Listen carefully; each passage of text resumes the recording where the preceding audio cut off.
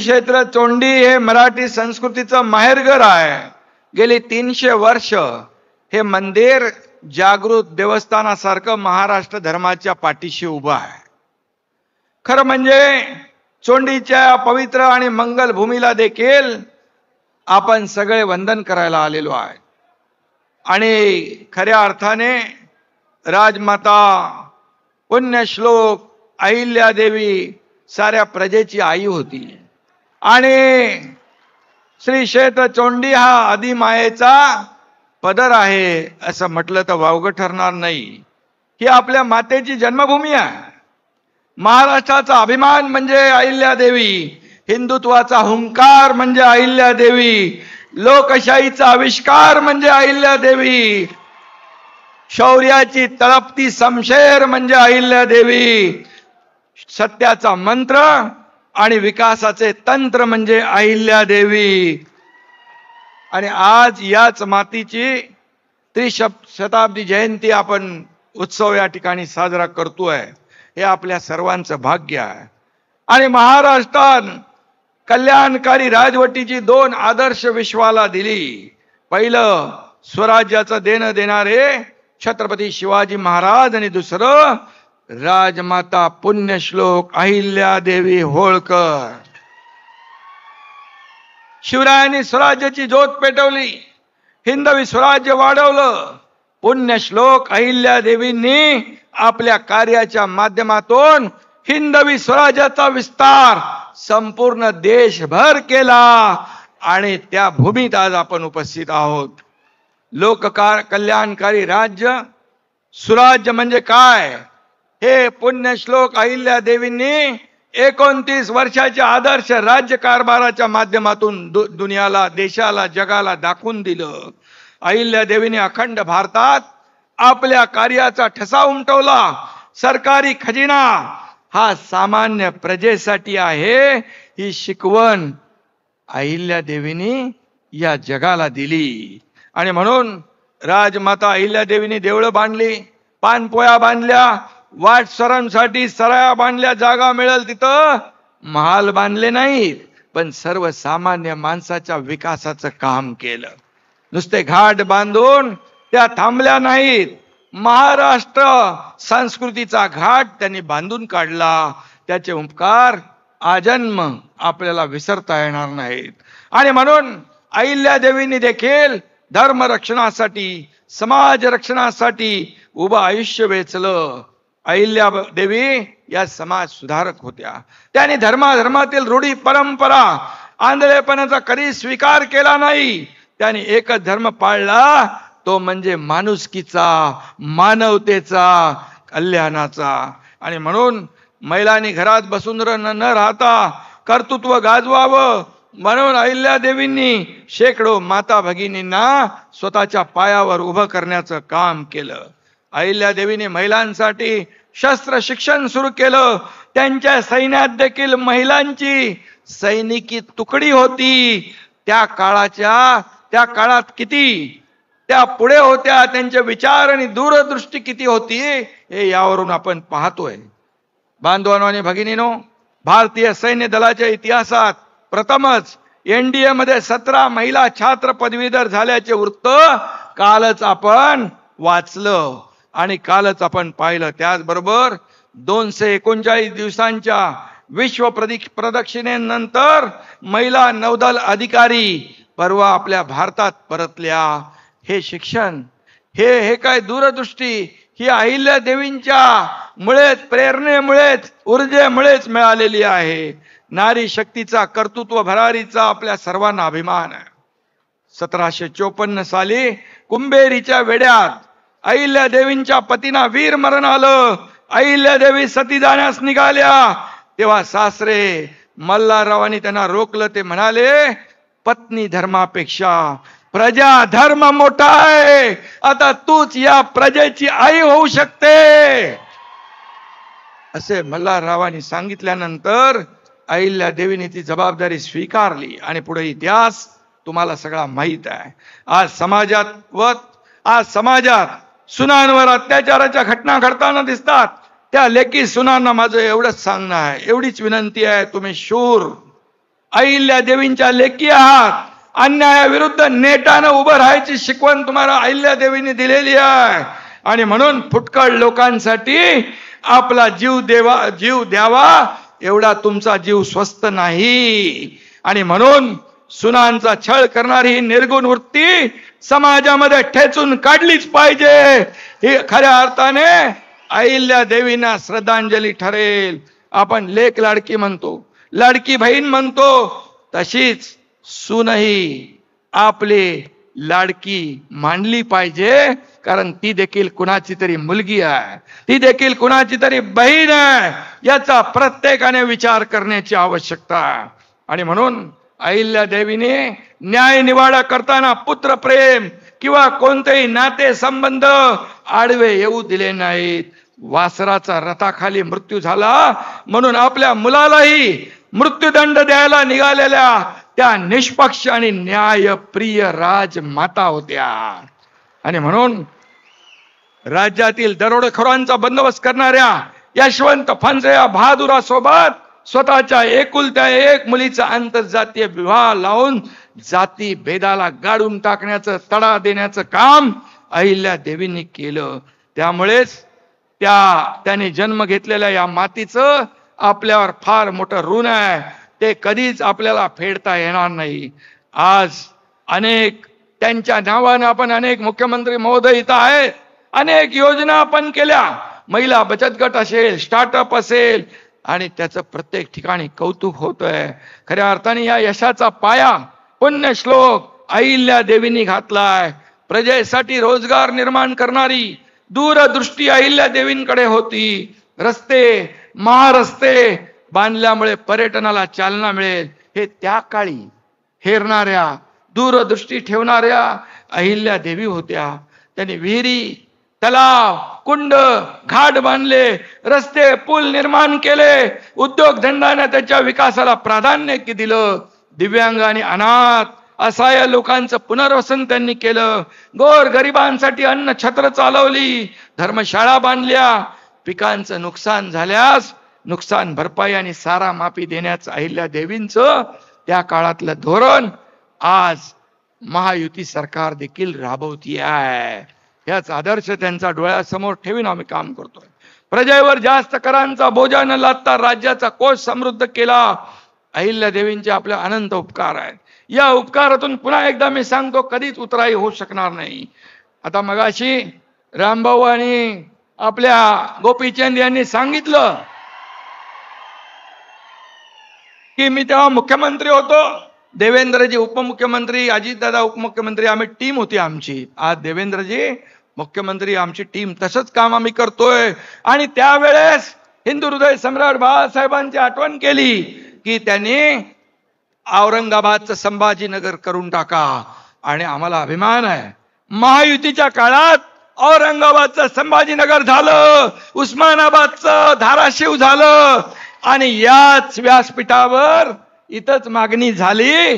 आणि देवेंद्रजी पण म्हणाले, आता देवेंद्रजी म्हणाले मला, मी मुख्यमंत्री होतो, आता तुम्ही सगळ्यांनी म्हटल्यानंतर याच व्यासपीठावर अहमदनगरचं अहिल्या देवी नगर करण्याचा निर्णय आपण घेतला. आणि त्याचा पाठपुरावा देवेंद्रजींनी करून 1 वर्षाच्या आत हे नाव या ठिकाणी अहिल्या देवी नगर देण्याचा भाग्य आम्हाला लाभलं. आपण सगळे भाग्यवान आहोत. आणि म्हणून खऱ्या अर्थाने या ठिकाणी राज्य मंत्रिमंडळाची बैठक देखील चोंडी येता मुख्यमंत्री महोदयांच्या मार्गदर्शनाखाली झाली. आणि म्हणून त्या ठिकाणी जे निर्णय घेतले आपल्याला सगळ्या माहित आहे. आज 781 कोटी रुपये असतील. किंबहुना या ठिकाणी अनेक आपण निर्णय घेतले. मुलींसाठी अहिल्यानगर ITI उभारण्याचं, वसतिगृह, पुण्यश्लोक अहिल्या देवी ओळखल्या जातात ते त्यांच्या बेस्ट ऍडमिनिस्ट्रेशनसाठी. नुकताच 100 दिवसाचा मुख्यमंत्री महोदयांचा कृती आराखडा होता. त्यामध्ये देखील सरकारने जे काम केलं ते देखील सर्वसामान्य माणसाच्या जीवनामध्ये बदल घडवण्यासाठी, त्यांना जलद गतीने न्याय मिळण्यासाठी 2.5 वर्षात मागच्या महाविकास आघाडीच्या काळात आपण पाहिलं, पण महायुतीचे 2.5 वर्षही आपण पाहिले. आम्ही टीम म्हणून काम केलं. एकीकडे विकास, दुसरीकडे लोकाभिमुख कल्याणकारी योजना, लाडकी बहीण योजना, लाडका भाऊ योजना, लाडका शेतकरी, लाडके ज्येष्ठ, आणि म्हणून इथं लाडक्या बहिणींना देखील सांगू इच्छितो, मुख्यमंत्री पण इथं आहेत, कुणी काही म्हटलं, किती विरोधकाने आकांड तांडव केलं, किती खोट्या अफवा पसरवल्या, तरी सुद्धा मुख्यमंत्री लाडकी बहीण योजना कधीही बंद होणार नाही. आणि म्हणून आम्ही जे जे वचन दिलंय त्या वचनाला आम्ही जागणार आहोत. आम्ही प्रिंटिंग मिस्टेक वाले नाही, दिलेला शब्द पाळणार आहे. फक्त आम्ही टप्प्याटप्प्याने तुम्हाला माहित आहे, आणि तुम्ही आणि आम्ही वेगळे नाही आहे. आणि खऱ्या अर्थाने आज पुण्यश्लोक अहिल्या देवींनी ज्या प्रकारे आदर्श कारभार केला, सर्वसामान्य माणसासाठी त्या जगल्या, आणि म्हणून त्यांचा आदर्श डोळ्यासमोर ठेवून आपण काम करतोय. आणि म्हणूनच या ठिकाणी धर्मनिष्ठ, न्याय, कल्याणकारी आणि संवेदनशीलपणा त्यांनी दाखवला. प्रजाभिमुख प्रशासनाचा एक आदर्श त्यांनी उभा केला, आणि त्या आदर्शाचं पालन करणं हेच खऱ्या अर्थाने त्यांना आदरांजली ठरेल. आणि म्हणून आम्ही एक सरकार म्हणून, हे सर्वसामान्यांचं सरकार म्हणून काम करतोय.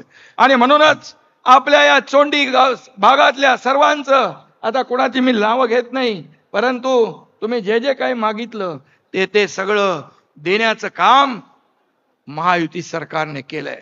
मुख्यमंत्री देखील त्यांच्या भाषणामध्ये बोलतील, खरं म्हणजे हे आदर्श सरकार, हे राज्य जे आहे, हे कल्याणकारी राज्य पुण्यश्लोक अहिल्या देवी यांच्या विचारावर, छत्रपती शिवाजी महाराजांच्या आदर्शावर आपण चालवतोय. आणि म्हणूनच मी आपल्याला पुन्हा एकदा आज या पुण्यश्लोक अहिल्या देवी होळकर यांच्या 300व्या जयंती उत्सवानिमित्त सगळ्यांना खूप खूप शुभेच्छा देतो. सगळ्यांचं मनापासून अभिनंदन करतो, मनापासून धन्यवाद देतो. आणि जे जे निर्णय आम्हाला महायुती म्हणून घेता आले, घेऊ शकलो, यासाठी आम्ही सगळेच भाग्यवान आहोत. धन्यवाद. जय हिंद, जय महाराष्ट्र, जय मल्हार. मनापासून धन्यवाद शिंदे साहेब. शिंदे साहेबांनी पुण्यश्लोक अहिल्यादेवींच्या आदर्शांना उजाळा देतानाच राज्य शासनाचं सर्वसामान्य माणसासाठी कामकाज कसं चाललेलं आहे हेही आपल्याला खूप विस्ताराने सांगितलं. आणि यानंतर आपण सगळेजण ज्याची उत्सुकतेने वाट बघत आहोत ते राज्याचे अत्यंत अभ्यासू, राजनीती कुशल नेतृत्व असलेले लाडके मुख्यमंत्री माननीय देवेंद्रजी फडणवीस आपल्याशी संवाद साधतील. भारत माता की, भारत माता की, छत्रपती शिवाजी महाराज की, धर्मवीर छत्रपती संभाजी महाराज की, पुण्यश्लोक अहिल्या माता की, पुण्यश्लोक अहिल्या माता की, पुण्यश्लोक अहिल्या माता की. येळकोट येळकोट, येळकोट येळकोट. हिंदवी स्वराज्याचे सरसंस्थापक छत्रपती शिवरायांना मानाचा मुजरा करतो. भारतीय राज्यघटनेचे शिल्पकार भारतरत्न डॉक्टर बाबासाहेब आंबेडकर यांना मानवंदना अर्पित करतो. आणि ज्यांनी खऱ्या अर्थानं उभ्या भारतामध्ये भारतीय संस्कृतीचं पुनरुज्जीवन केलं, त्या पुण्यश्लोक लोकमाता राजमाता अहिल्यादेवी होळकर यांच्या चरणी नतमस्तक होतो. आज या 300व्या जयंती सोहळ्याच्या निमित्ताने मंचावर उपस्थित असलेले, ज्यांच्या नेतृत्वात अहमदनगरचं अहिल्यानगर करण्याचा निर्णय आपण घेतला, ते महाराष्ट्राचे लोकप्रिय उपमुख्यमंत्री माननीय एकनाथराव शिंदेजी, ज्यांच्या प्रयत्नातून 681 कोटी रुपयाचा विकास आराखडा चोंडीमध्ये मंजूर झाला, ते आपले सर्वांचे लाडके सभापती प्राध्यापक राम शिंदेजी, पालकमंत्री राधाकृष्ण विखे पाटीलजी, आमचे सहकारी दत्ता मामा भरणेजी, अतुल सावेजी, या ठिकाणी मंचावर उपस्थित आपल्या सर्वांचे लाडके गोपीचंद पडळकरजी, या चोंढीमध्ये स्मारक तयार करण्याकरता ज्यांनी खरे कष्ट घेतले ते आदरणीय अण्णासाहेब डांगे, शिवाजीरावजी कर्डिले, मोनिकाताई राजळे, सुरेशजी धस, काशीनाथजी दाते, बबनरावजी पाचपुते, बाबासाहेब देशमुख, चित्राताई वाघ, नारायण पाटील, त्याचप्रमाणे प्राध्यापक लक्ष्मण हाके, श्री अमोल खताळ, स्नेहलताताई कोल्हे, भीमरावजी धोंडे, सुजयजी विखे, विठ्ठलरावजी लंगे, रमेश शांता शेणगे, नवनाथजी पडळकर, सुरेशजी भुमरे, किरणजी पाटील, रामरावजी वडकुते, नानाभाऊ कोकरे, भाऊलालजी तांबळे, उषाताई वाजपेयी, वर्षाताई भोसले, उज्ज्वलाताई हाके, स्मिताताई काळे, स्नेहाताई सोनकटे, सुरेंद्र दिलीप भालसिंग, या ठिकाणी मंचावर उपस्थित आपले जिल्हाधिकारी पंकज आशिया, श्री विजय चौधरी, श्री आनंद भंडारी, श्री सोमनाथ घारगे, मंचावरील सर्व मान्यवर आणि एवढ्या मोठ्या संख्येनं या ठिकाणी उपस्थित असलेल्या माझ्या सर्व भगिनी आणि बंधूंनो, आज खरं म्हणजे राम शिंदे सरांनी आणि आम्ही सगळ्यांनी देशाच्या प्रधानमंत्र्यांना या ठिकाणी निमंत्रित केलं होतं. पण ज्यावेळी मी प्रधानमंत्र्यांना भेटलो आणि शिंदे सरांचं पत्र दिलं आणि सांगितलं की साहेब 300वी जन्मजयंती आहे, आपण चोंढीला आलं पाहिजे, त्यावेळेस प्रधानमंत्री मला म्हणाले माझ्यासमोर प्रश्न होता, एकीकडे जन्मस्थळ होतं आणि दुसरीकडे कर्मस्थळ होतं. देवेंद्र, यावेळी मी पुण्यश्लोक अहिल्या देवींच्या राजधानीत कर्मस्थळावर सभा घेण्याचं ठरवलेलं आहे, पण पुढच्या वेळेस जन्मस्थळावर नक्की मी त्या ठिकाणी येईन, अशा प्रकारचा विश्वास. आणि म्हणून आज आपण बघितलं असेल, मध्य प्रदेश सरकारनेही अतिशय भव्य सोहळा हा त्या ठिकाणी पुण्यश्लोक अहिल्या देवींच्या 300व्या जयंतीचा ठेवलेला आहे. आणि त्या ठिकाणी आज देशाचे प्रधानमंत्री हे पुण्यश्लोक अहिल्या देवींचा गौरव करण्याकरता उपस्थित होते. आम्ही राष्ट्रपतींकरता देखील प्रयत्न केला, थोडा आम्हाला उशीर झाला होता, त्यामुळे राष्ट्रपती महोदयांकडनं देखील आम्हाला हाच संदेश मिळाला की जे काही वेदर अपडेट्स त्यांच्याकडे आहेत त्यामुळे इतक्या तातडीनं तो प्लॅन करता येणार नाही. आणि त्यांनी आम्हाला सांगितलं, उलट मला तर त्यांचे सचिव असं म्हणाले की आमच्या राष्ट्रपती महोदयांना फार आवडेल, त्यामुळे तुम्ही इतक्या घाईनी तर हा करता येणार नाही, कारण राष्ट्रपतींच्या कार्यक्रमाकरता खूप अनेक गोष्टी कराव्या लागतात, पण एक स्वतंत्रपणे जर तुम्ही आम्हाला कार्यक्रमाला बोलवलं तर निश्चितपणे आम्ही त्या कार्यक्रमाला येऊ. त्यामुळे मला विश्वास आहे की लवकरच या ठिकाणी पुण्यश्लोक अहिल्या देवींचं दर्शन घेण्याकरता देशाचे प्रधानमंत्री पण येतील आणि देशाच्या राष्ट्रपती पण येतील. आपल्याला कल्पना आहे, हे खरं म्हणजे एक प्रेरणा केंद्र आहे, हे ऊर्जा केंद्र आहे. आणि आत्ताच शिंदे साहेबांनी सांगितलं कशा प्रकारे लोकमाता पुण्यश्लोक अहिल्या देवी होळकर यांनी राज्याची बागडोर सांभाळली. खरं म्हणजे आपल्याला कल्पना आहे, या गावामध्येच त्यांचा जन्म झाला आणि त्या ठिकाणी जन्मानंतर इथेच त्या वाढत असताना ज्यावेळेस एकदा मल्हारराव होळकर या ठिकाणी आले आणि त्यांनी बघितलं ही लहानशी कन्या देवभक्त सुसंस्कृत अशा प्रकारची, आणि मल्हाररावांना वाटलं याच मुलीला माझी सून बनवलं पाहिजे आणि मल्हाररावनी त्या ठिकाणी त्यांचं लग्न लावून दिलं. आपण विचार करा, त्यावेळी त्या काळाच्या परंपरेप्रमाणे 7-8 वर्षाच्या केवळ अहिल्या देवी होत्या, पण त्यानंतर लग्नानंतर हळूहळू सर्व राजकारभारातलं जे जे काही शिकावं लागतं ते शिकण्याचं काम हे त्यांनी केलं. सुरुवातीला सासूबाईंकडनं सासऱ्यांकडनं त्या ठिकाणी खऱ्या अर्थानं प्रत्येक गोष्ट त्यांनी त्या ठिकाणी शिकून घेतली. किती संकट आली बघा. मगाशी सांगितलं की पतीच्या निधनानंतर आदरणीय मल्हारराव होळकरांनी त्यांना सांगितलं की तुला प्रजेची काळजी घ्यावी लागेल, पण संकट किती यावीत, सासरे सासू पती मुलगा मुलगी जावई असे एका पाठोपाठ एक सोडून गेले. पण अहिल्या माता डळमळल्या नाहीत, कारण त्यांना हे माहिती होतं की आता माझा परिवार छोटा राहिलेला नाही, संपूर्ण राज्य हा माझा परिवार आहे, ही जबाबदारी माझ्याकडे आहे. आणि म्हणून त्यांनी ज्या प्रकारचा राज्यकारभार 28 वर्ष चालवला, या देशाच्या इतिहासामध्ये कल्याणकारी राजे जे झाले, एकीकडे छत्रपती शिवाजी महाराजांसोबत जर दुसरं नाव कुठलं घेता येईल तर ते पुण्यश्लोक अहिल्यादेवी होळकरांचंच घ्यावं लागेल.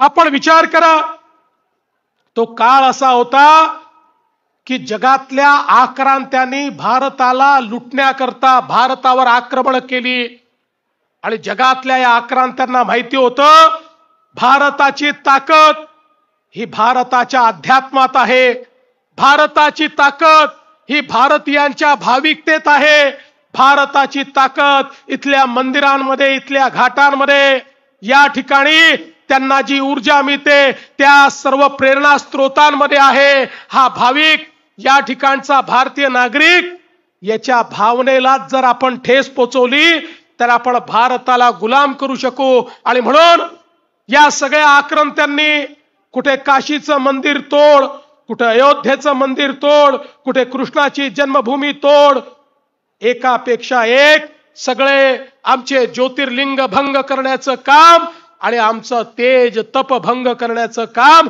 हे त्या ठिकाणी केलं. आणि अशा परिस्थितीमध्ये पुण्यश्लोक अहिल्या मातांनी ठरवलं, मी केवळ माझ्या राजापुरतं राज्यापुरतं विचार करणार नाही, अखिल हिंदुस्थानाची जबाबदारी देखील माझी आहे.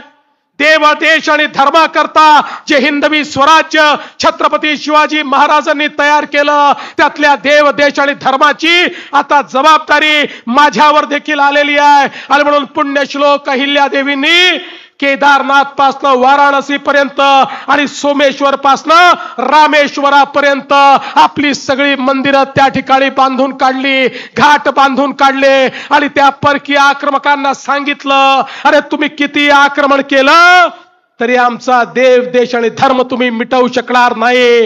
हा देव देश आणि धर्म आमच्या रक्तामध्ये आहे, तो मिटवण्याची ताकद तुमच्यामध्ये नाही. हे सांगणाऱ्या जर कोणी होत्या तर त्या पुण्यश्लोक अहिल्यादेवी होत्या.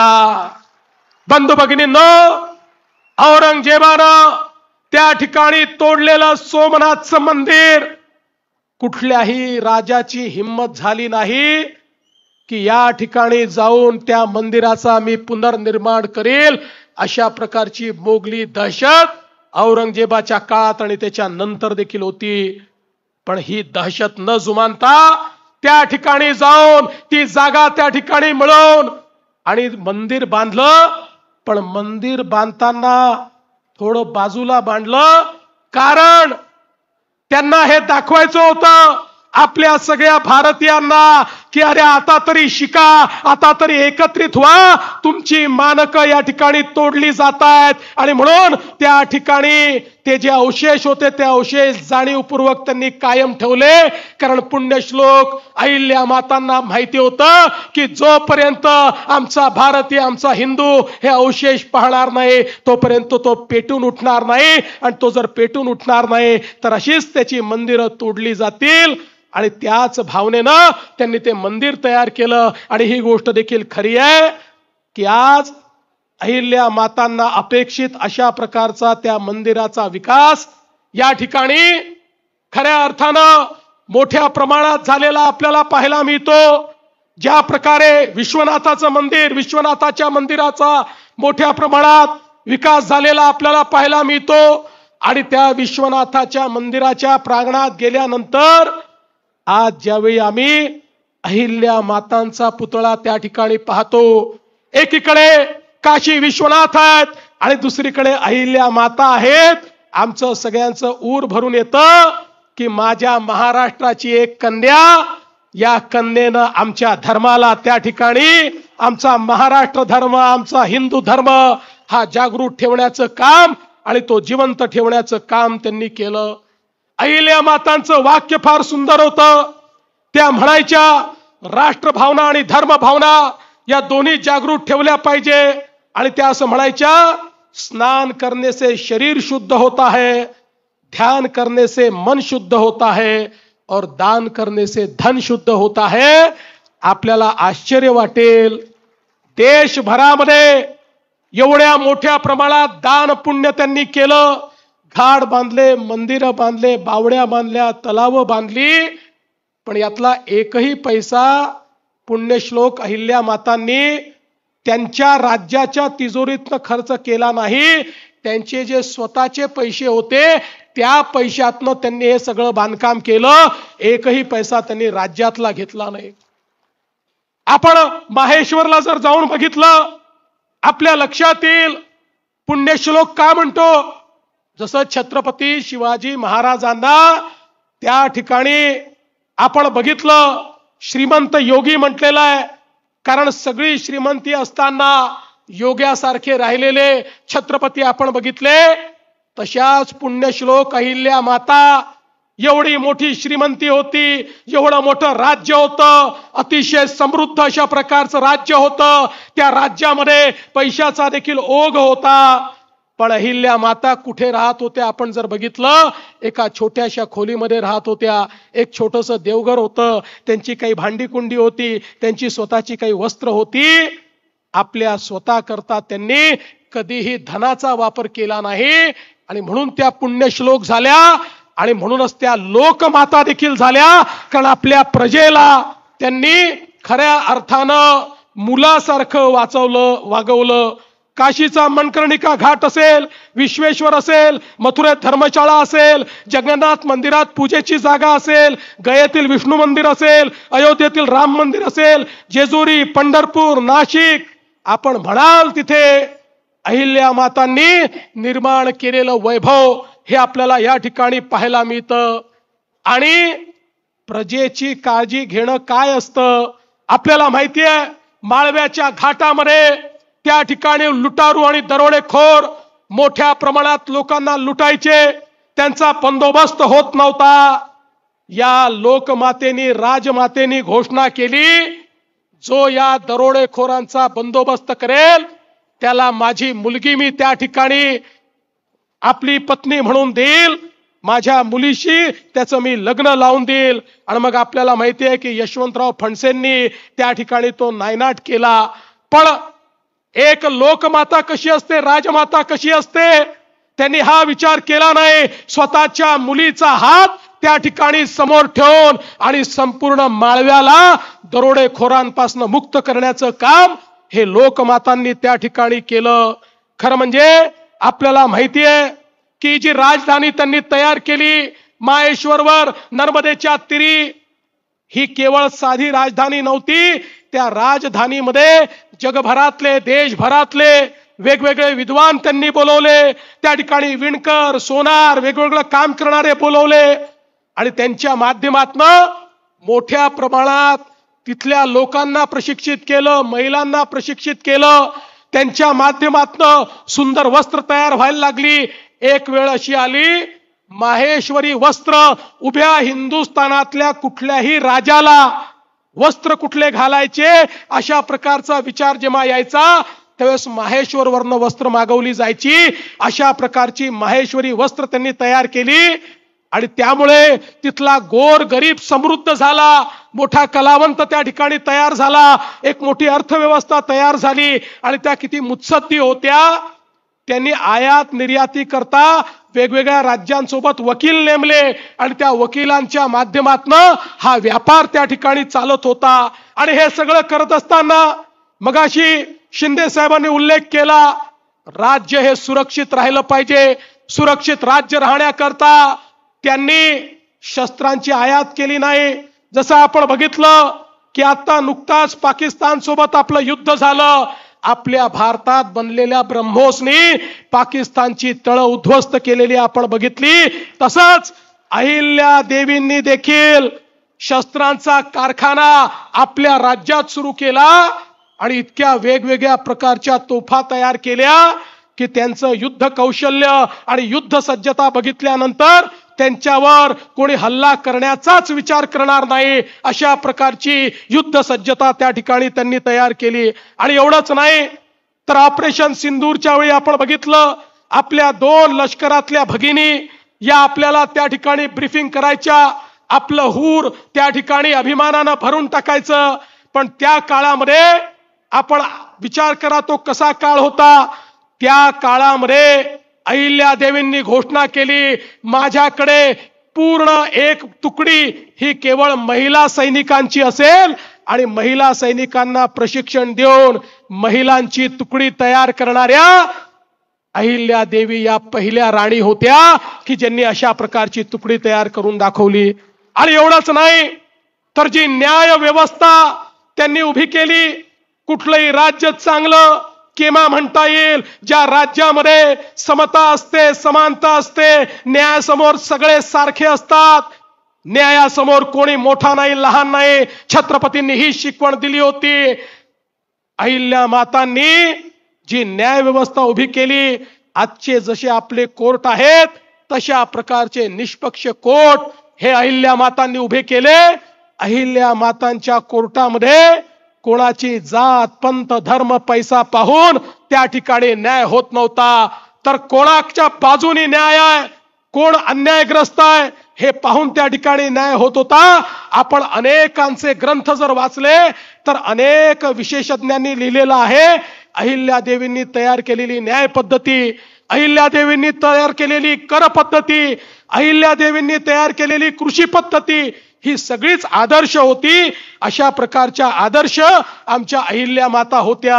आणि सगळ्यात महत्वाचं, त्यांच्याकडे एकदा 3-4 गरीब लोक गेले, त्यांनी सांगितलं, माता आमच्या मुलींची लग्न आम्हाला करता येत नाही. त्यांनी विचारलं का करता येत नाही, म्हणाले आमच्याकडे पैसे नाही, लग्नालाही पैसे नाही आणि नवऱ्याकडचे लोक एवढा हुंडा मागतात, हुंडा द्यायचा कसा. त्याच दिवशी अहिल्या मातांनी फरमान काढलं, हुंडा देणं आणि हुंडा घेणं दोन्ही गुन्हा समजला जाईल. आणि हुंडा बंदी त्या ठिकाणी अहिल्या मातांनी केली आणि सगळ्या मुलींची लग्न लावून दिली. अहिल्या मातांच्या 28 वर्षाच्या राज्यामध्ये कोणाची हिम्मत हुंडा मागायची नव्हती आणि हुंडा देण्याचीही नव्हती. अशा प्रकारे महिलांना ताकद देणाऱ्या, महिलांचं त्या ठिकाणी जीवन समृद्ध करणाऱ्या अहिल्या माता होत्या. अहिल्या मातांच्या दरबारात गेलं, 2 गोष्टी लिहून ठेवल्या होत्या. एक गोष्ट होती, दरबाराचा वेळ महत्वाचा आहे हे जाणून इथे येणाऱ्यांनी निष्कारण वेळ घेऊ नये. आणि दुसरं लिहिलं होतं, माणसाचे चारित्र्य असे असावे की वाहून जाईल ते गंगाजल आणि राहील ते तीर्थ. अशा प्रकारचं माणसाचं चारित्र्य असलं पाहिजे हे त्या ठिकाणी त्यांनी सांगितलं. आणि म्हणूनच आपण 300 वर्षानंतर त्यांची आठवण काढतोय.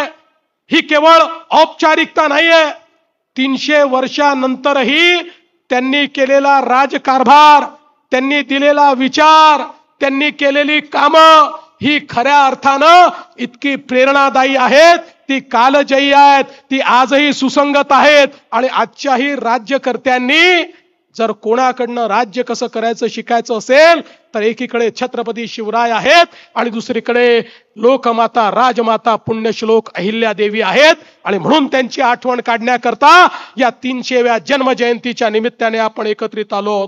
मला अतिशय आनंद आहे, आपण या जिल्ह्याचं नाव तर अहिल्या नगर केलंच, आता चौंडीमध्ये या ठिकाणी एक मोठा आराखडा आपण तयार केलेला आहे, त्याच्या माध्यमातून इथला विकास आपण करणार आहोत. आणि त्याच वेळी संपूर्ण देशात त्यांनी मोठ्या प्रमाणात काम केलं, पण महाराष्ट्रातही अनेक घाट बांधले, अनेक विहिरी बांधल्या. आपण जर अहिल्यादेवींच्या काळातल्या विहिरी बघितल्या, त्याला पायऱ्या आहेत, ती अशी बावडी आहे की ज्याचं पाणी आटत नाही. आणि अनेक तर देशामध्ये अशा ठिकाणी आहेत की आसपास दुष्काळ आहे पण त्या विहिरीला पाणी आहे.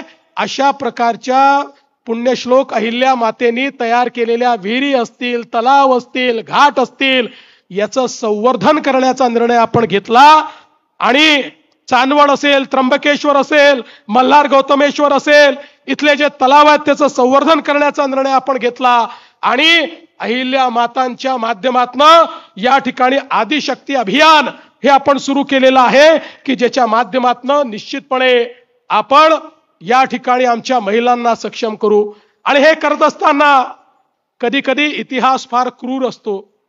छत्रपती संभाजी महाराजांचा इतिहास हा जनसामान्यांपर्यंत पोहोचण्याकरता दुर्दैवाने चित्रपटाची निर्मिती झाली आणि छावा चित्रपटानंतर आजच्या पिढीला तो दैदिप्यमान इतिहास काल आधी माहिती होता, पण तो जनसामान्यांपर्यंत पोहोचण्यात कुठेतरी आपण अपयशी झालो होतो. आणि म्हणून आमच्या लक्षात आलं की सिनेमा एक असं माध्यम आहे की ज्यातनं इतिहास पोचू शकतो. आणि म्हणून आपल्या मंत्रिमंडळाने निर्णय केलेला आहे, अहिल्या मातांच्या जीवनावर बहुभाषिक कमर्शियल चित्रपट आपण तयार करणार आहोत, जो सगळ्या भाषांमध्ये त्या ठिकाणी आपण तयार करणार आहोत, जेणेकरून केवळ महाराष्ट्रात मध्य भारतात नाही तर संपूर्ण भारतामध्ये अगदी दक्षिणेपासून उत्तरेकडे, पश्चिमेपासून पूर्वेकडे सगळीकडे अहिल्या मातांचं हे चरित्र, त्यांचं काम, त्यांचं कर्तृत्व आणि या देशावरचे आणि समाजावरचे त्यांचे उपकार हे शेवटच्या माणसापर्यंत पोचले पाहिजे. हा आपला निश्चितपणे या ठिकाणी प्रयत्न आहे. मी आज या निमित्ताने आपल्याला सांगतो की अहिल्या मातांकडनं आपण प्रेरणा घेऊन या ठिकाणी काम करतो आणि अहिल्या मातांनी सगळ्यात मोठं काम जर काही केलं असेल तर त्यांच्या राज्यातले जे वंचित होते, दलित होते, त्यांच्या राज्यातले जे आदिवासी होते, कातकरी होते, या सगळ्यांकरता योजना सुरू केली आणि त्यांना शिक्षण मिळालं पाहिजे, त्यांना त्या ठिकाणी रोजगार मिळाला पाहिजे, अशा प्रकारचा प्रयत्न केला. आणि म्हणून मी आपल्याला एवढंच आश्वस्त करतो की ज्या प्रकारे वंचितांकरता अहिल्या मातांनी राज्य चालवलं, आम्ही देखील हे युतीचं सरकार अशाच प्रकारे वंचितांकरता या ठिकाणी चालवू आणि त्याकरता आम्ही आमच्या जीवनाचा एक एक क्षण घालवू, ही प्रतिज्ञा आज अहिल्या मातेंच्या वतीनं समोर आम्ही सगळे या ठिकाणी करतो.